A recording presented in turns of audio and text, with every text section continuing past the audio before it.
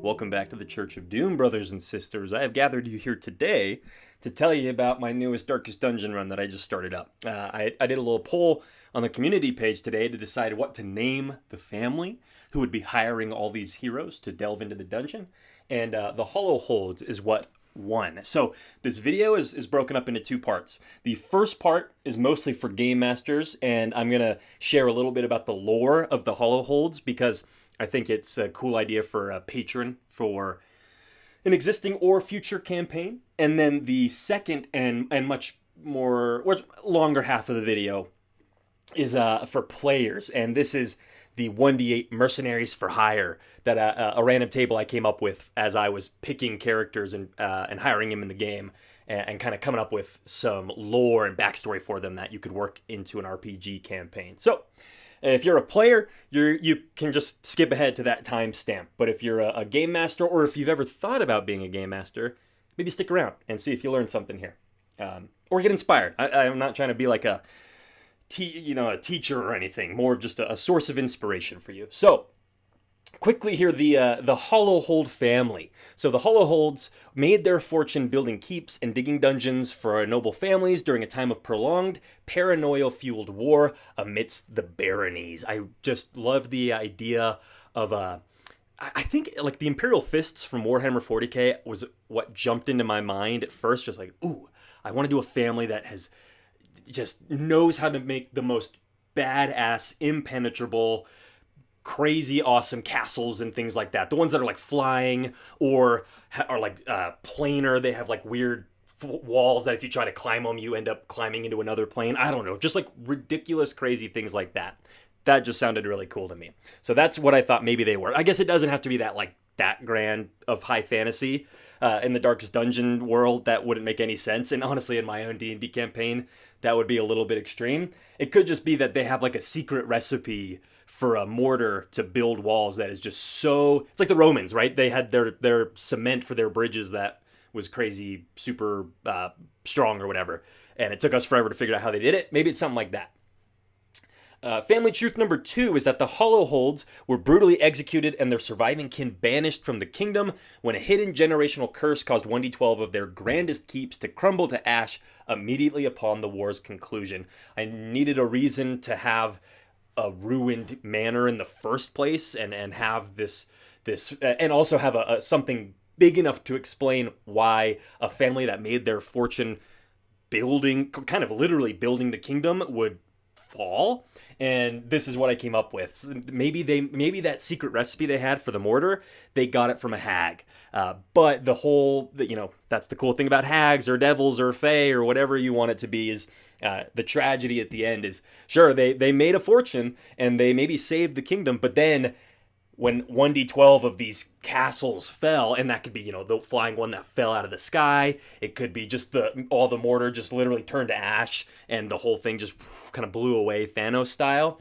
But that would be some really cool world lore as well for, what impact did that have on the kingdom when potentially 12, or maybe only one, but 12 of their grandest castles and fortresses and means of defense are gone. Now, whatever war came next, they probably were on the losing side of that. So that explains why the family's gone. Okay, point number 3, my last one here, or family truth, is that the Hollowholds believe the mysterious origins of this family hex lie somewhere deep beneath their abandoned manor, and God's willing, the means to end it. This is just the justification for why we are here in this exact moment for this game, the Darkest Dungeon, or your campaign. This is the session 1 kind of kickoff, where you're at the tavern down in the town where outside where the family's manor can be found, and that's where the characters have all met, and this is what explains why they're there. And I liked that it also it's like it leaves interpretation as to what can be found down there. Notice that I wasn't super specific about what is the curse, what is the solution. I don't put that here. That's to figure out. That's for future Landon to figure out. The Landon today just thinks this sounds like a cool idea. So those were the 3 family truths I came up with. I wanted to give you all some comment bait here to appease the algorithm god. So do this little ritual for me if you don't mind. Pay your tithe into the church and share your idea for the last truth about the Hollowhold family in the comments. Also, like the video if you could. Now, let's get to the reason you came to this video in the first place.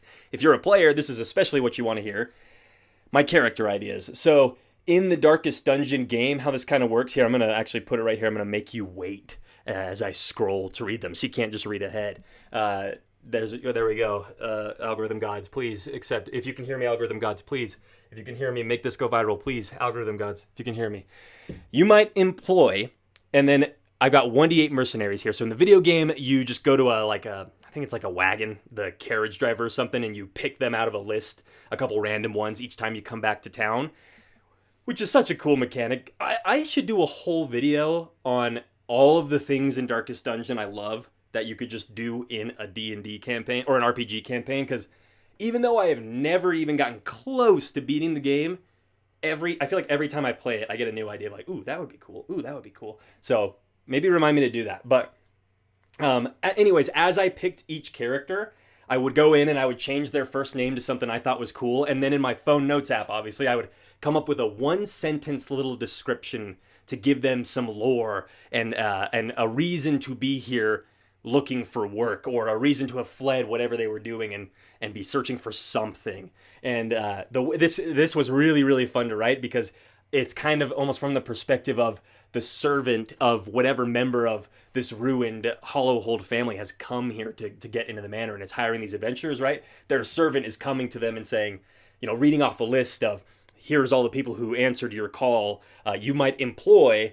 And let's jump into the list now here. So number 1 is Renaer Saintspalm, a God-fearing holy warrior on a selfless mission to seek out and cleanse their temple's lost holy sites, while secretly looting any holy relics she finds along the way as a secret payment, or like a self-tithing. It's the easiest way to think of this character is you're a bard, or you're a cleric RPing as a bard, right? The one who's obsessed with your own image. You're always You're doing whatever makes you look the best, but kind of requires the least effort, the least amount of time or money, right? You're kind of playing with people's emotions and thoughts and perceptions of you, but you're God-fearing. So you are doing what you say you're doing. You are going out and like actually cleansing with holy fire or something these sites and slaying the demons that have infested them. But the holy items you find along the way, the relics that belong to the temple you serve, to your faith, the ones that your God, you are afraid is seeing you steal, like that, there's just so much contradiction in that I think is really interesting for the character. And it's such a like blatant contradiction that I don't exactly know how to justify it yet, except that it's just like this kleptomaniac behavior. Like they just can't help themselves because their ego demands it. When they see the amulet of the late Lady, Stormender, that's such a lame name, but when they see that and they know it belongs in a shrine to her name, they have to have it because they want to be known at the same level as her within their church, right? They're just so consumed with that. I think that could be really, really fun. Idea number 2, you might employ Vinny Turncoat Buckler, a table-flipping gunslinger whose code of honor seems to be conveniently forgotten anytime he hears an off-colored remark about his time in the king's army. It's your dude in the bar with anger issues. That's why, like, table flipping, I think, paints a very clear picture in your head of the guy just, like, for what seemingly out of nowhere, just, you can set him off like that. And what is it that sets him off? It's implied right here in his nickname that I like, that it's also sort of implied he didn't give it to himself. But what exactly does turncoat mean when in relation to his time in the military? Did he actually run away? Probably not, because he's still here, getting hired for work. He just doesn't seem to be able to serve in the military for some reason. So maybe he was like captured, but there was some sort of rumor that got started about him by a rival general or something that just totally ruined his reputation, and that's why you've just fallen out of down on your luck, I guess. But that's Vinny. Cool character idea. You might employ mercenary number 3, Ogbert Blackstar, a sea-delving alchemist whose boiled chum and bottled oils contain secrets found only in the sea's abyssal trenches. I just loved the idea of the character, the old diving suits with the big like glass dome, not glass domed helmets, but the glass face plates, right? And the like leather body suits that look like they won't protect you from anything. The idea of someone like that dropping down to the bottom of the ocean with some sort of enchantment on them to keep them from getting crushed or something, but they go down and they're cracking open urchins that can only be found at the bottom of this one trench, and if you harvest their innards fast enough and process them, you can create this super deadly poison or something like that. Just that was all I needed for this idea of a character who also has like the secret, I guess I hate to do secret recipe again, but they have the secret, the only person, they're the only one who knows where to go out in the ocean to dive, to find the things you need to create your potions. Now, of course, if you're running an RPG campaign, or if you're writing a book or something, you're like, well, do they have to go back there every single time they need to get the contents? Moving on, right? Like that's my answer to that question. Moving on. To character number 4, you might employ Thiarl Himtung, an abbess who, upon being exorcised by a church-sanctioned priest of the highest order, discovered her prayers and hymns are now poison to the demon's ear. I think this was inspired by like a reverse, like I thought, like, what if the exorcism didn't work, but it seems to have, like, it's that cliffhanger at the end of the movie of like the priest leaves and then the girl's head like turns backwards or something. You're like, oh, she's still possessed, but it's less ominous. It's almost like it to us as the audience, the game master, the reader, or whatever. This is clearly not good. Like, sure, the exorcism seemed to have worked. Like the priest signed off on it or whatever, but this isn't normal. This isn't right. But because it's a good thing, and because it's working with her prayers and her hymns, Thiarl, now Himtung, maybe that's like her new name that she's kind of been given or taken on for herself. Maybe she's playing right into this demon or Cthulhu-esque creature's hands. That is what I think is the coolest part about this idea. Mercenary number 5 is Figgis Clamrot. So you might hire a crazed, dock-dwelling fisherman who, with the help of their flea-infested companion, is that a dog? I'll leave that up to you to decide. Discovered gold in the ruins above their coastal shack. Lost most gambling. Originally I just had the idea of like, oh yeah, what if it was kind of that crazed homeless guy down at the beach who then becomes like sort of like a mercenary because they just got extremely lucky. And so I put that down, and then I thought, oh, but it would be even better if they lost basically all of their money. Like they had this moment of extreme blessings where they were going to the tavern and going to the gambling hall and going to the brothel and just, blowing all of their money, blowing their I won't even make the joke, low-hanging fruit, but this guy is like, like that kind of vibe. And now maybe he owes money to some people, and he's so desperate to make it back, he has to go out and be an adventurer. And when he had all of this money, maybe he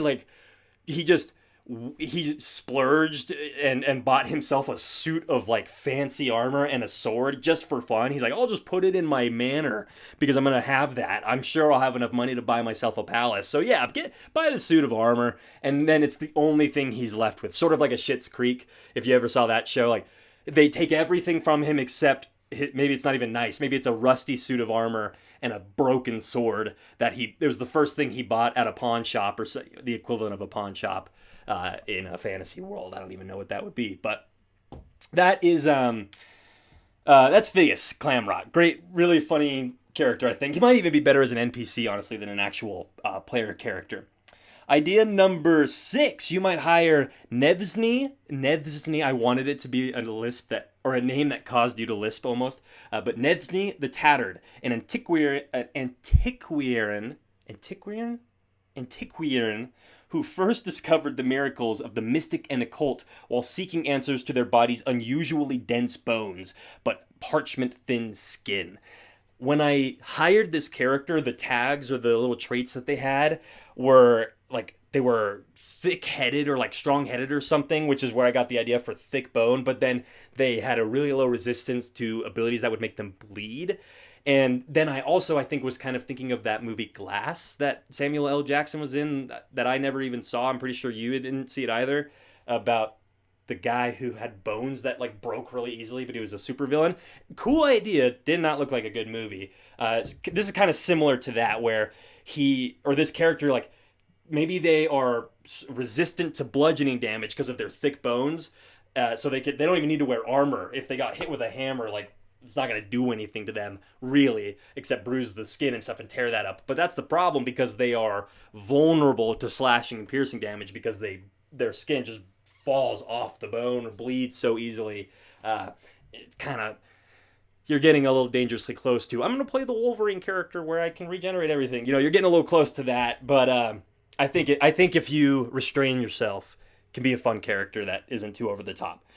Editor Landon here. I'm already tucked into bed, so I'm not going to go down and film it there, but I wanted to read you idea number 7 because I just completely forgot to say it when I was staring into a blinding projector camera and filming this in one big take. So idea number 7 was you might employ Fosbay Leg Saw, a paranoid doctor desperate to cure their symptomless disease that they're convinced that they contracted during a paranormal encounter. Now, whether that's with a ghost or an eldritch creature that crawled out of a pocket dimension and they saw it briefly before it leapt off into another dimension, right? And now they think that they've contracted some sort of disease. Whatever it is that you want it to be, I just think that the dramatic question here with that character is, does this disease even exist? Because it's symptomless, right? But is it only symptomless because us mortals can't perceive what those symptoms are? Or is it symptomless because it doesn't exist? And the last idea I had was you could hire Ardell the Martyr, a cursed tomb raider seeking to do good by seeking out and taking others' curses. This was I think it was an occultist, and I thought, ooh, what if you did the Doomsday? I actually think I forgot to make a note of this on here, but I thought, what if you took the character who was sort of a Doomsday, the end is nigh, it's hopeless, we're all going to die concept, but tacked on at the end, but I also want to be a hero and save everybody. So now they are confident there's no hope, but all they can do, or all they believe they can do, and what they were put on this planet to do, is go out and take on as many harmful curses as possible to save those souls, right? To help them go on to whatever heaven their God has promised them.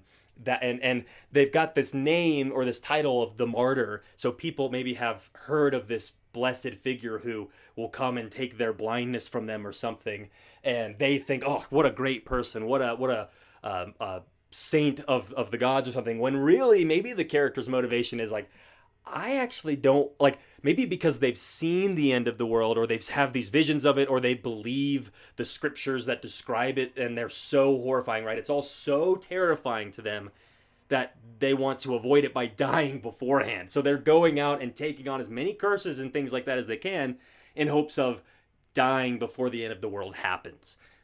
I kind of just actually came up with that as I was talking, and I love that idea. That if I had to pick one character on this list, that would probably be the one I played, is someone who wants to die, but not like right now. Like, they don't have a death sentence necessarily to like go out and just like get smashed by an ogre, but they want to die before the end of the world. So they're taking on some curses to kind of give them a slow death. That's very dark, very fun. But yeah, that's today's sermon for y'all, the Hollowhold Estate. So if you are a GM, don't forget to share an idea you've got for some family lore or a family truth. And if you're a player, let me know like which one of these is your favorite, or another one you would tack onto this, or kind of how you would maybe take one of these and work it into your campaign. I appease the algorithm gods is basically what I'm asking you to do here. Outside of that, if you want to support the church, if you want to support me in kind of my mission to help spread the good word of RPGs, right? I've got a Patreon that I have not posted on in a couple of days, actually in like 2 weeks, because I've been really hard at work editing my Kickstarter book Monster Psalms, but Patreon is gonna get a really good facelift here pretty soon. I'm married, right? I got the ring, but that means I'm not planning a wedding anymore with Aaron. So I have a lot more time, and I'm way less stressed than ever before. So Patreon's gonna get a little facelift here. So if you go over there and you're like, I don't know about this, that's one reason to maybe toss a coin in there anyways for some tithing. But that's it for me today. Thank you all so much for watching. And we say these things in their unholy names. Amen.